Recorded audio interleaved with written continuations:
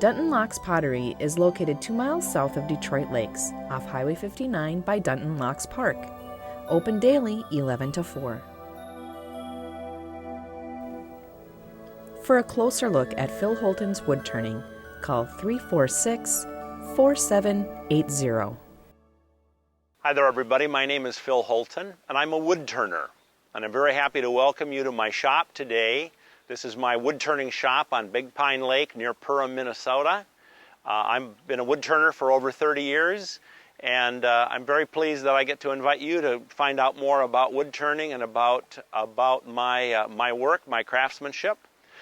This is my shop. I built it about 3 years ago, and it is a woodturning shop. There's some ways you'll see that.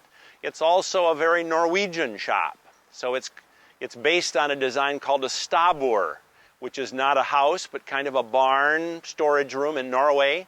They often had this kind of overhanging roof.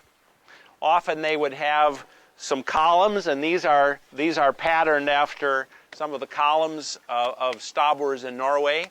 And I like it because I was able to turn this in my big lathe.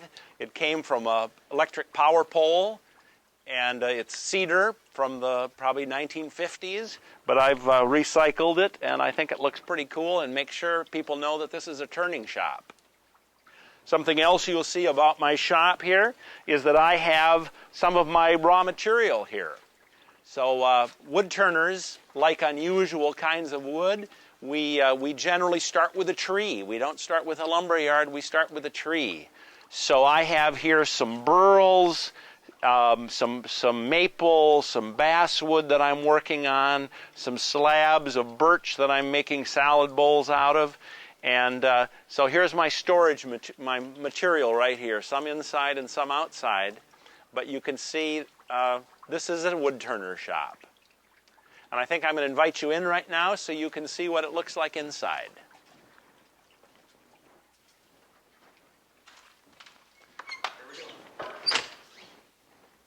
So here we are inside the shop now, and one of the things you notice inside is that I have lathes here. So the most basic tool of a woodturner is a lathe, and I have them in some different sizes. I have a pretty big one here. I have a smaller midi lathe over here. Right over in this corner of the shop, I've got a really large one. This is the one I turn my big columns on. So this is a big old pattern maker's lathe. Came from a naval shipyard in Florida, and I can turn really, really big stuff on there. So lots of different sizes of lathes. At times here in my shop, I can have 10 people turning each on their own lathe. And man, that is really fun.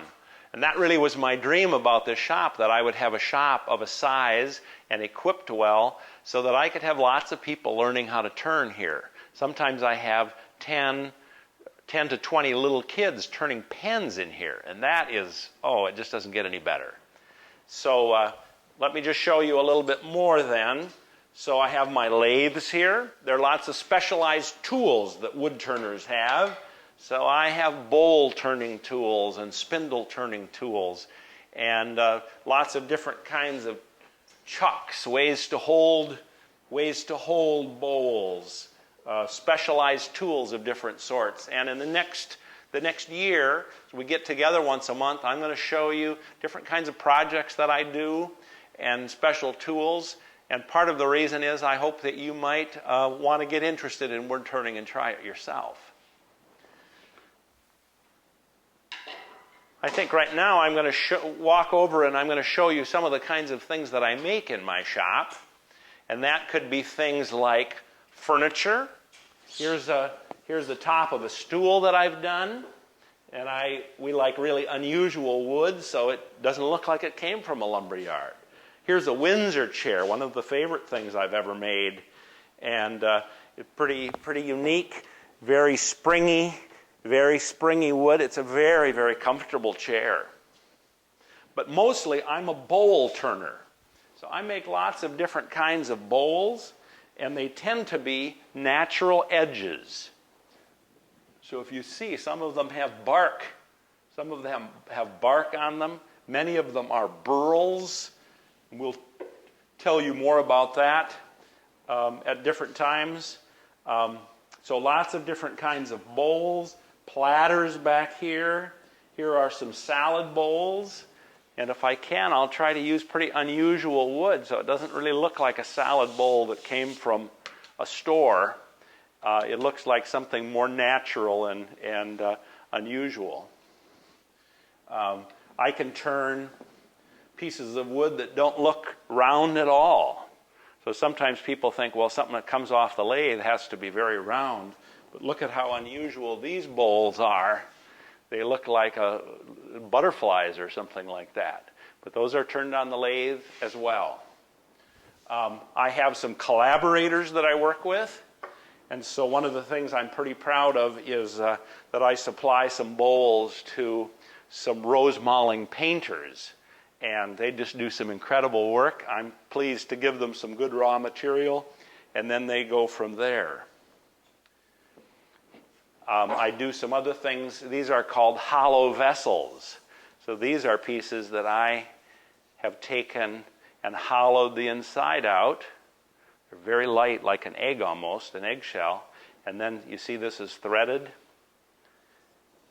And then there's a finial. This is a very unusual finial that has multiple centers, so it doesn't look like it came off a lathe at all.